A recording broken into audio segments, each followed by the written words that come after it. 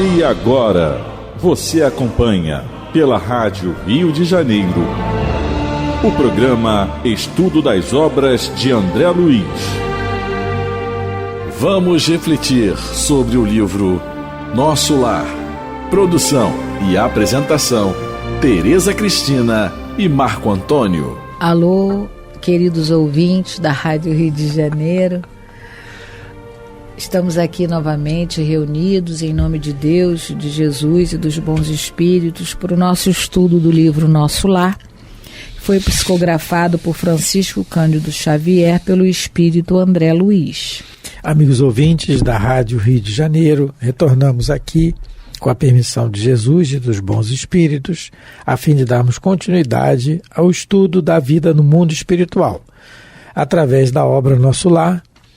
Estamos no capítulo 18, né? Continuamos no capítulo 18, e no programa passado nós conversamos no que Judite, uma das irmãs de Lísias, fala com André Luiz sobre que a vida terrestre se equilibra no amor.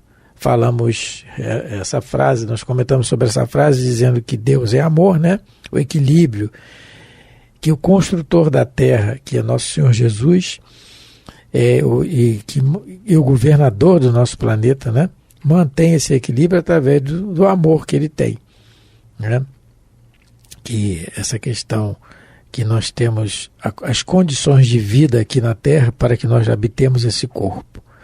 E logo em seguida ela fala das almas gêmeas, das almas irmãs, que constituem pares e grupos numerosos, né? E falamos sobre a questão da alma gêmea, que ditamos as perguntas 298 e 299 do Livro dos Espíritos. Falamos do livro Consolador, e também Emmanuel tece comentários na questão de número, deixa eu só ver aqui, na questão de número, está aqui. Espera aí. Me perdi aqui. O livro Consolador, na questão de número, 323, 324, né, tecendo comentários sobre essa questão da almas gêmeas. Então, dando continuidade no Estamos no 14º parágrafo. A gente começou a ler, mas vamos reler para né? terminar o parágrafo. Valendo-se da pausa, Judite acrescentou: aprendemos em nosso lar que a vida terrestre se equilibra no amor, sem que a maior parte dos homens se aperceba. Almas gêmeas, almas irmãs, almas afins, constituem pares e grupos numerosos, unindo-se umas às outras, amparando-se mutuamente, conseguem equilíbrio no plano de redenção. E às vezes essa alma afim, alma amiga, ela pode não estar na sua família consanguínea, ela pode estar no seu trabalho, ela pode ser sua vizinha, ela pode ser o companheiro da casa espírita ou da igreja que você frequenta, mas é alguém que você sabe que você pode contar, que você confia, que você gosta, que gosta de você e o sentimento você percebe que é recíproco. Então, nenhum de nós está desamparado na Terra, né? Deus é Pai.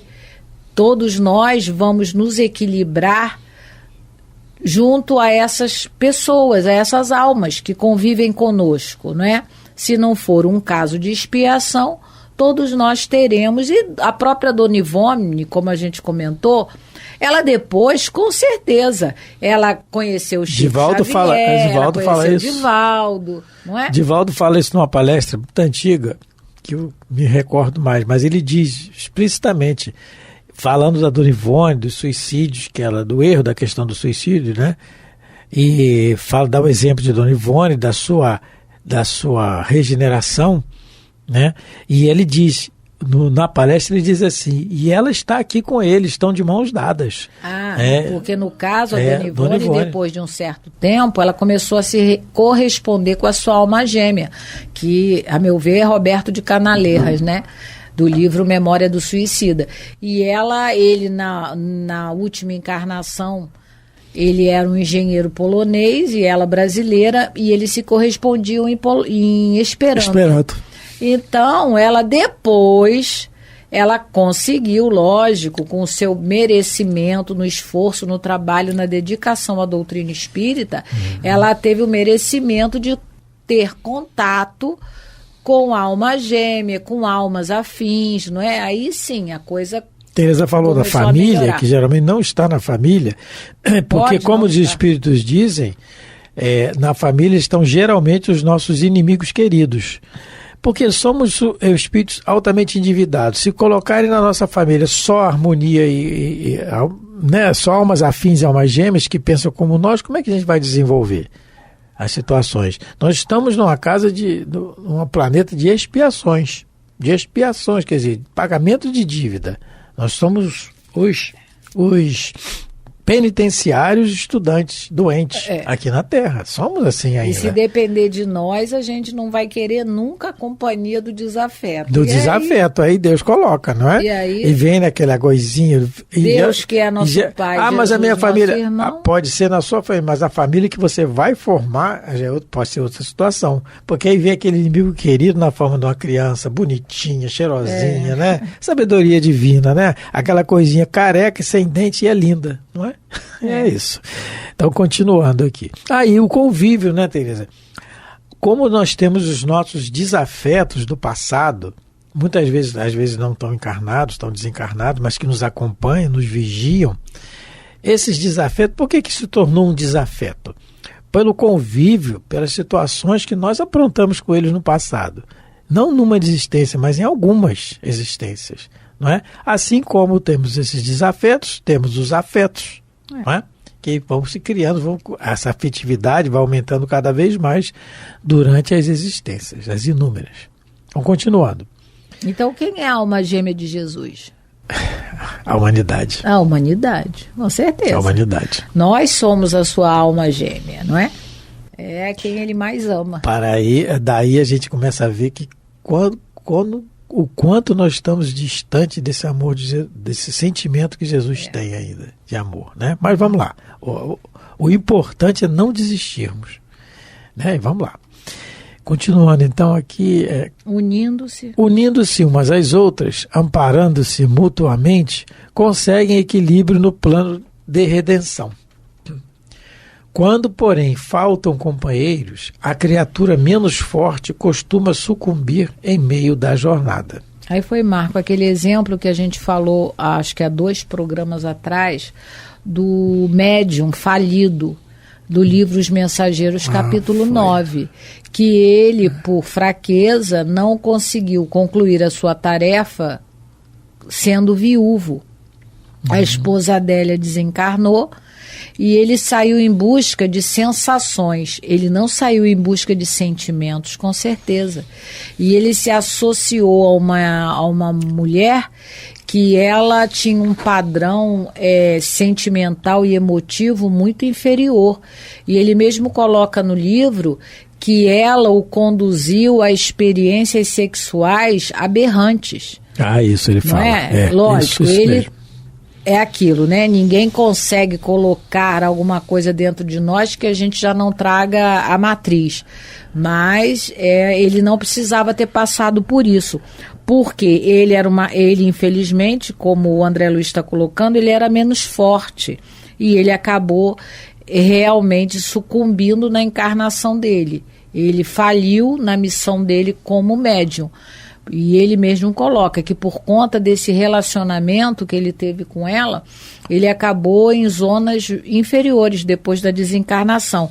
Tudo porque ele não se conformou pela falta que ele sentia do magnetismo da esposa. A gente não viu aqui que a gente se alimenta mutuamente uns com os outros? E que essa energia sexual que é divina, que é Deus, né, em nós, essa falta dessa energia, se a gente não vigiar e não orar muito pedindo forças a Deus, a gente pode sair aí em busca de qualquer tipo de alimento, sem ter um critério. É igual como a gente come, como é que é o junk food, que o pessoal fala, né? A comida lixo. A gente é que escolhe. Como é que é o nome? Junk food. É a comida lixo, é aquela comida que a pessoa come o tempo todo, só aquela comida processada, aquela comida de fast food. Tereza falou da família agora, pouco atrás, e olha o que você está falando agora do junk food, o que acarreta depois na questão da família, que o Emmanuel fala aqui no livro Vida e Sexo. Assim sucede que herdamos espiritualmente de nós mesmos, pelas raízes do renascimento físico, reencontrando matematicamente na posição de filhos e filhas aqueles mesmos companheiros de experiência sentimental com as quais tenhamos contas para acertar. Sim. Então, quer dizer, esse junk food vem depois como filho e filha, muitas vezes. Aí aquele filho problemático, rebelde, o que eu fiz para merecer isso? A gente às vezes lá no centro a gente comenta, né? Às vezes tem companheiras que reclamam muito dos maridos, porque meu marido é aquela mala sem alça, tem um comportamento equivocado, mas provavelmente esse marido foi aquele filho que você não soube educar, que você falava assim para ele, meu filho, você sai ao mundo, não é? Porque você pode tudo. E falava assim, antigamente tinha um ditado assim, prendam suas cabras que meu bode tá solto. Então, aí você criou a criatura, né? Totalmente desequilibrada na área sentimental, na área emotiva. Aí nada mais justo, porque a lei de Deus é justa e misericordiosa, que você agora receba, né? Ele, muitas das vezes, como um companheiro no casamento, para você saber que não é bom, não é? Você ter uma pessoa que é muito egoísta, que só pensa em si, que não tem carinho para ofertar. E tem as missionárias, né? Porque, por exemplo, a mãe do André Luiz, né? Tem, lógico. Aí já é diferente. Ela vai vir com o mesmo marido que veio das trevas direto para. Mas essa não reclama. A missionária não reclama. Ela pediu. E vai vir direto lá da situação de umbral que ele está, bem pior que o André Luiz. E vai direto já para reencarnar, né? E vem como filhas as duas amantes dele. Como é que a gente pode ver que a pessoa ela não está em expiação? Quando ela não reclama, quando ela se conforma, quando ela, apesar de ter todos os motivos para chorar, para gritar, para berrar, ela vive no equilíbrio. Isso ou é final de expiação, como dizem os espíritos, ou é missão. Que aí, no caso, a mãe do André Luiz vai receber o marido novamente, aquele marido todo desequilibrado na área sexual, porque duas amantes o perseguiam, mas ele teve outras. Né, com certeza. E essas duas que o perseguiam estão vinculadas a ele mesmo. E ainda vai vir como filhas dela, né? A gente já viu isso, que elas vão, ou nós vamos ver ainda, né? Já vimos. Que elas vão vir como filhas. Então, ela, com certeza, a mãe do André Luiz, vai ser aquela esposa, aquela mãe, que apesar de não estar junto de almas afins, de almas amigas, de alma gêmea, mas ela vai estar bem, ela vai estar equilibrada, porque ela é missionária.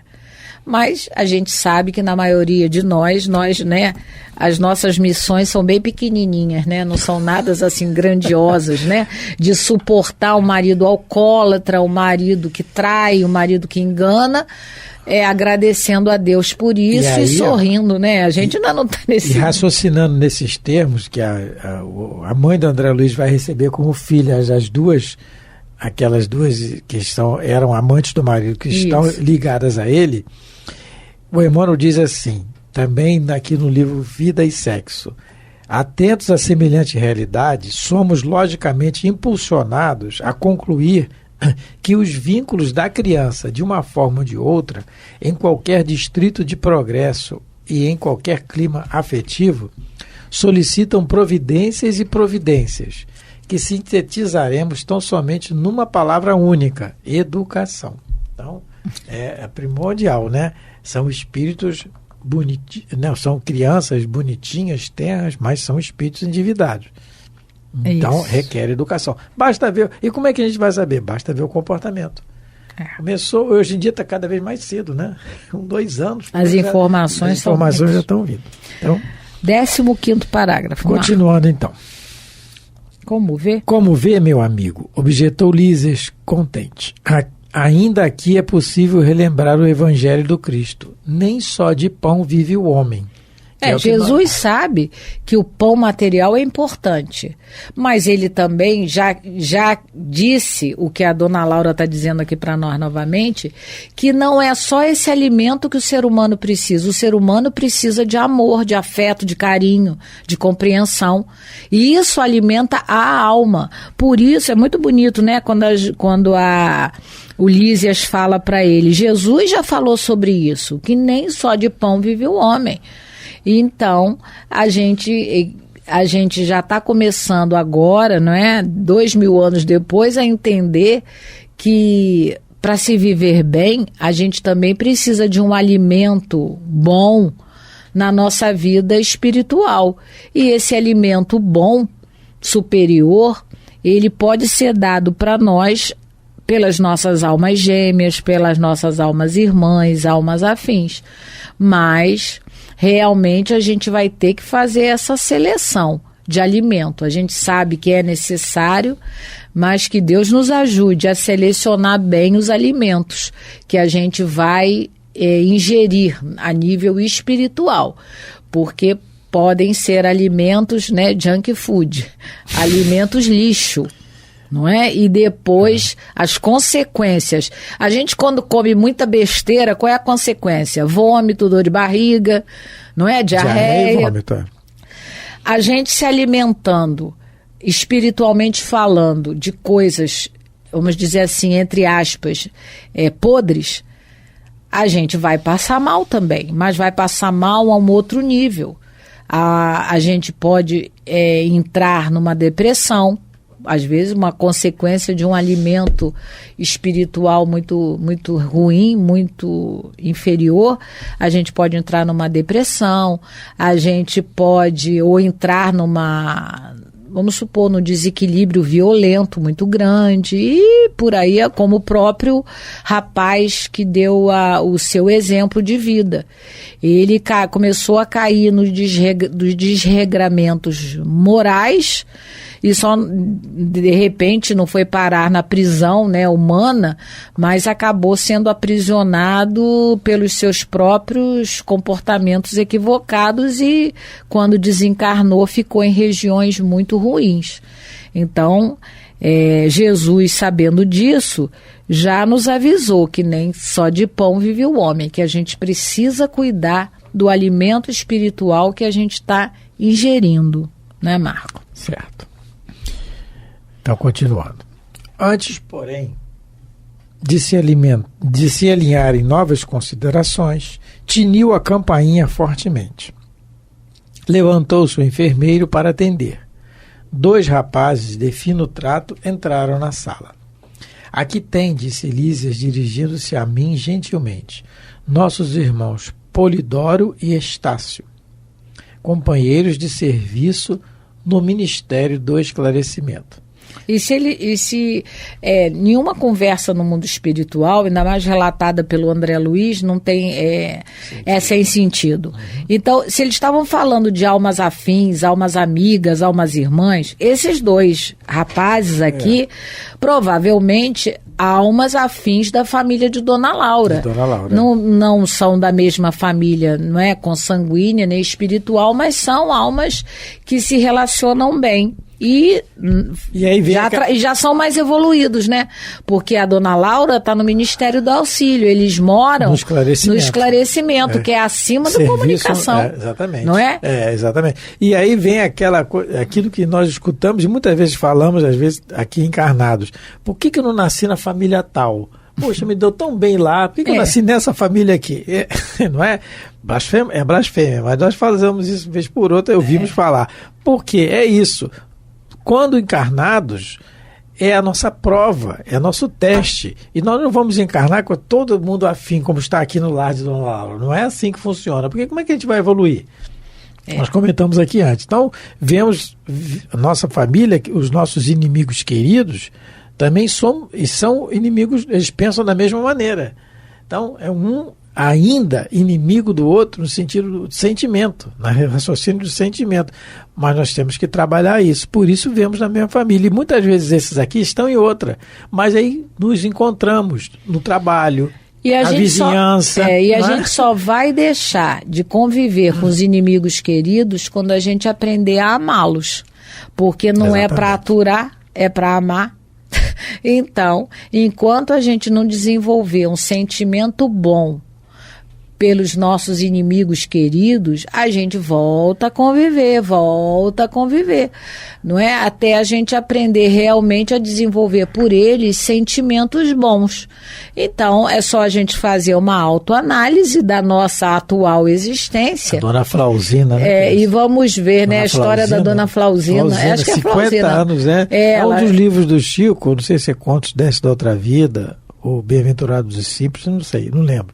Mas a Dona Flauzina... Bem-aventurados e Simples é do Valdo Vieira. Valdo Vieira, é isso, ou não sei se é... Não é dele, não é desse, não lembro. Mas ela ficou 50 anos casada e aturando o marido, e mais assim, não reclamando por fora. Não é? O problema é o sentimento. Quando desencarnou, ela achou que estava livre. Estava quite. Estava quite com a lei. E os guias falam, meu filho, você vai ter que retornar com ele. Eu não lembro se é na condição de esposa ou de outra condição. Eu acho que era esposa. Mas, meu irmão, eu aturei 50 anos. Pois é, você aturou, tem que amar. Ai, meu Deus, Então, é para nós, não é? É para nós, gente, para todos nós. Os nossos inimigos queridos, aqueles que estão no nosso convívio diário, se a gente ainda não aprendeu a desenvolver por eles um sentimento bom, de amizade que seja, né? De respeito, a gente vai precisar conviver de novo, provavelmente, não é? Para poder, como a história que foi contada pelo espírito a Chico Xavier, para aprender a amá-los, porque aturar não é para isso que a gente encarnou. A gente encarnou para desenvolver esse sentimento maior. Então, ao que parece, esses dois espíritos que habitam um ministério mais elevado do que o Ministério do Auxílio, onde habita a família de Lísias, apesar de estarem já, né, num lugar melhor, provavelmente são espíritos mais evoluídos, eles não deixaram de ter a amizade, de ser almas afins da família do Lísias. Tanto que eles vão lá, a gente vai ver que eles vão passear, não é? Eles vão sair, eles vão... todo mundo, né, vai passear. Isso. Saudações, abraços e alegria. Isso. Então, isso aqui, saudações, abraços, está demonstrando que o plano espiritual, caso nós saibamos aproveitar, é uma fase de alimentação para o espírito para o que vai vir, para a próxima existência, né? Para a próxima prova, para os próximos testes, para as próximas provações para nós. Então, tudo isso aqui o André Luiz está recebendo, ele vai começar a trabalhar, vai ser um grande trabalhador, como já foi dito a ele aqui, o Lísia já disse anteriormente a ele, né? Vai ser realmente um grande trabalhador, procurando aprender sempre, procurando ajudar sempre, mas isso tudo são alimentos que ele vai adquirindo para o seu espírito, no intuito de encarnar com mais condições de lutar contra as suas imperfeições, não é? Então, por isso esse ambiente, mas esse ambiente está aqui porque ele procurou. Não nos esqueçamos disso. Nem todos no nosso lar têm esse ambiente ainda, porque não querem. Porque ele procurou desde o início, quando ele chega na colônia. Aquela senhora, né, que não se encaixava em lugar nenhum. Exatamente. E ele soube aprender com a lição dela. Deixa eu ficar quieto, não me dá qualquer trabalho. Como dizem, você quer a placa o ideal de médico, que a gente aprendesse com os erros dos outros, não para criticar, mas para aprender mesmo, tirar a lição das coisas equivocadas no comportamento do outro, e foi o que ele fez. Ele viu que ela não estava, com um comportamento adequado, com um pensamento adequado para a situação, e ele na mesma hora ele já falou, já entendeu o recado, já entendeu que ele não podia pedir nada, porque ele não deu nada, vamos dizer assim, ainda à colônia e nem na própria encarnação, né? E junto com isso, a vontade já de saber o que está acontecendo. Anteriormente já queria participar da hora da Ave Maria, do Ângelus, né? Queria, mesmo doente, não esquecendo que por cima disso, acima disso, é a saudade da esposa e dos filhos que eles têm, né? Mas ele soube sobrepujar. Bom, a hora avança, estamos terminando mais um programa, sem ter andado muito aqui no capítulo, mas o importante é a gente estudar e comentar os detalhes, não é? Que cada linha aqui tem um ensinamento para nós. Muito obrigado pela atenção, pelo carinho. Fiquem com Deus. Fiquem com Deus, muita paz. A Rádio Rio de Janeiro apresentou o programa Estudo das Obras de André Luiz.